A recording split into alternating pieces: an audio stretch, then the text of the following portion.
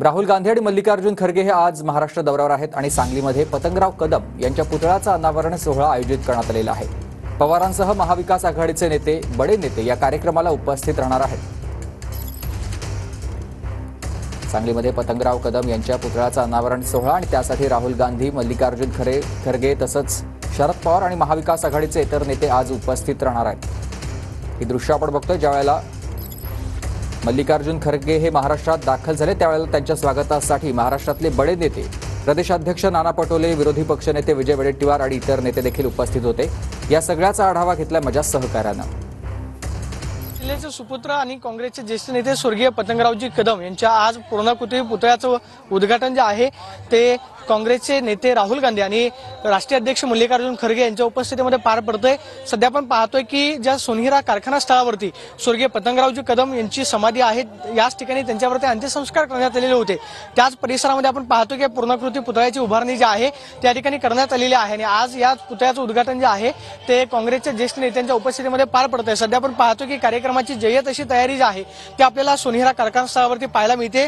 राहुल गांधी बरोबर 11 वाजता याच कारखाना स्थळावरती दाखल होतील आणि त्यानंतर कार्यक्रमाला सुरुवात होईल।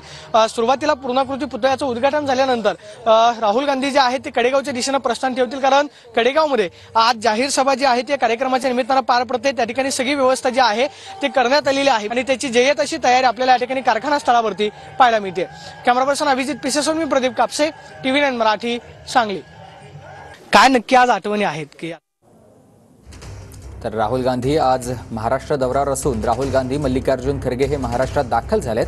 त्यांचं स्वागत करण्यासाठी विमानतळावर स्वतः प्रदेशाध्यक्ष नाना पटोले, विरोधी पक्षनेते विजय वडेट्टीवार आणि काँग्रेसचे इतर बडे नेते देखील उपस्थित असलेले पाहायला मिळाले।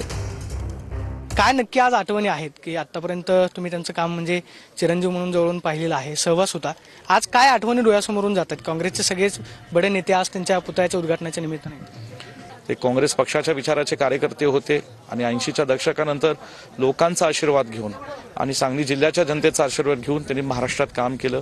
काँग्रेस पक्षाच्या माध्यमातून त्यांना राज्यात मंत्री म्हणून काम करण्याची संधी दिली आणि त्या मंत्रिपदाचा वापर सांगली जिल्ह्याच्या, महाराष्ट्राच्या विकासासाठी केला, सर्वसामान्य लोकांच्या विकासासाठी केला। अशा क्षणी निश्चितपणे संपूर्ण सांगली जिल्हा आजच्या या दिवशी त्यांचा लोकतीर्थ स्मारकाचं लोकार्पण सोहळा होत असताना लोक भावुक आहेत। असंख्य आठवणी पतंगरावजी कदम साहेबांच्या प्रत्येकाच्या जीवनात वेगवेगळ्या पद्धतीने कदम साहेबांनी स्पर्श केलेले।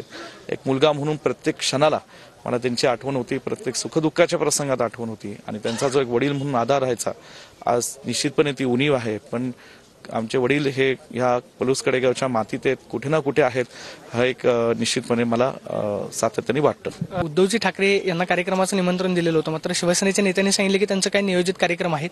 तुमचं त्यांच्याशी काय बोलणं झालं? मी खरं 12 दिवसापूर्वी त्यांना मातोश्री बंगल्यावर भेटलो। त्यांनी खूप चांगला वेळ मला दिला, अर्धा तास आम्ही अनेक विषयांवर गप्पा मारल्या। त्यांनी निमंत्रण स्वीकारलं। त्यांनी सांगितलं होतं की विश्वजित, मी निश्चित येण्याचा प्रयत्न करेल, परंतु त्या स्वतः माझ्याशी ते बोलले आणि परत सांगितले की विश्वजित, मला थोडीशी एक व्यक्तिगत अडचण आहे आणि त्या कारणामुळे मी येऊ शकत नाही। बाकी काही नाही, छान गप्पा झाल्या आमच्या आणि त्यामुळे त्यांचे आशीर्वाद निश्चितपणे या कार्यक्रमाला आहेत। कॅमेरा पर्सन अभिजित पिसेसोन, मी प्रदीप कापसे, TV9 मराठी, सांगली।